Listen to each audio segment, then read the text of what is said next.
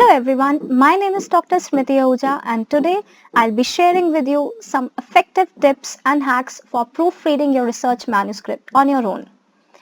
These tips are divided into two parts: general skills, which are technical skills required for proofreading, and out-of-box skills, which are creative, innovative hacks which ensure a smooth and sound proofreading session. Let's understand out-of-box techniques first.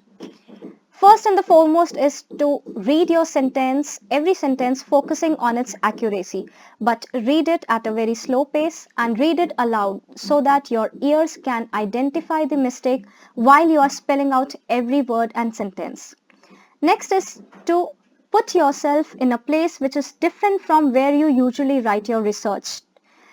This will ensure a fresh perspective on your manuscript. You can replace your old table with some new kitchen table, or you can go to the nearby library room, or even you can have your proofreading at a nearby coffee shop.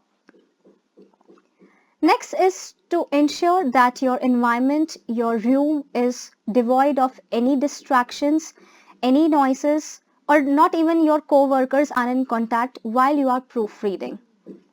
Next is to break the monotony or the boredom of your schedule. It is normally recommended to wait for 24 hours while you have finished your manuscript, and you can have a fresh perspective on your manuscript for proofreading after 48 hours. Otherwise, your mind will be too mentally exhausted to identify the errors or for better and effective paraphrasing. An important and out-of-box technique is to ensure that you read your sentences backwards. You read your paper sentence by sentence, but in a very reverse order. Catching errors can be difficult, can be challenging if you have already read the document a few times. That's because your mind knows what is coming next as a next word or a next sentence. So a trick to find a fresh perspective on your old sentences is to reverse their order and read them backwards. This will ensure to spotify the errors in a very quick manner, and it will ensure effective paraphrasing ideas as well. Once you have completed your first round of proofreading session in an alone and distraction-free environment, it's now time to get a trusted friend to read your writing without any fixed preset notions about your writing style or your research topic, so your friend can offer opinion and suggestions with a fresh and unbiased approach. Next point is to maintain appropriate time breaks in your proofreading rounds. It is not advisable at all to finish your proofreading task in a single day, because there are high possibility chances that you will miss out on few kinds of errors. So it is always advisable to take some rest or even a good night's sleep, and then you resume your editing work the next day. Next point is to never do the mistake of simultaneously editing and drafting your research manuscript. Normally, proofreading has to be done after you have completed your first draft of manuscript, because while you are writing your research manuscript, you can focus only on your research ideas, your research perspective and topics. And once that draft is complete, now your mind is free to focus only on the proofreading elements, that is reviewing and rectifying spelling, grammar, layout or sentence structuring. Also, normally research manuscripts follow traditional Times New Roman font 12 1.5 spacing.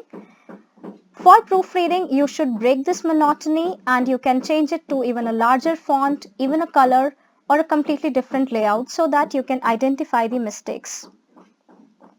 Last but not the least, one should follow one element, one pass rule. Normally, proofreading requires multiple rounds for editing for various sections, looking for different things at a time.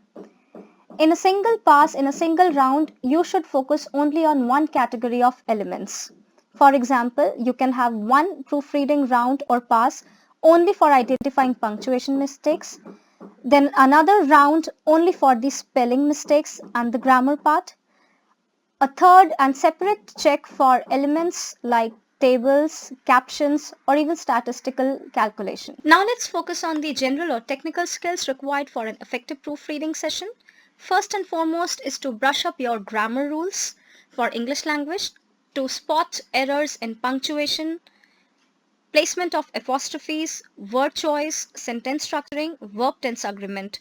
Without adequate knowledge of grammar rules in English language, your proofreading will sound like a guesswork and not a systematic one, and it will fail to bring out perfection and professional tone in your manuscript. Next is to use the search function repeatedly, which is available in your MS Word. You can use Ctrl plus F and a dialog box will appear, which will easily give options to find a word which is misspelled, and you can write the correct spelling in replace dialog box, and then all the places where that word is wrongly spelled will be automatically corrected at multiple places in a single time. So this will save your time and energy for grammatical spellings which are misspelled. Next is to have proper knowledge about the syntax. Syntax means arrangement of words and phrases to create coherent sentences so that while reordering them, the sentence or the paragraph does not lose its correct meaning, clarity, and above all, purpose of author's research. So proper knowledge about the syntax will help you in effective paraphrasing without losing its meaning. For example, this is the example of a poor syntax. Here the sentence is lengthy, which can be condensed into the improved version like this. Here the apostrophe is used to shorten the length while the meaning is intact. Also, the words achieved his goal in research are condensed into phrasal word research goals. So this is an example of an improved syntax. So knowledge of syntax is important so that the meaning does not get lost or changed.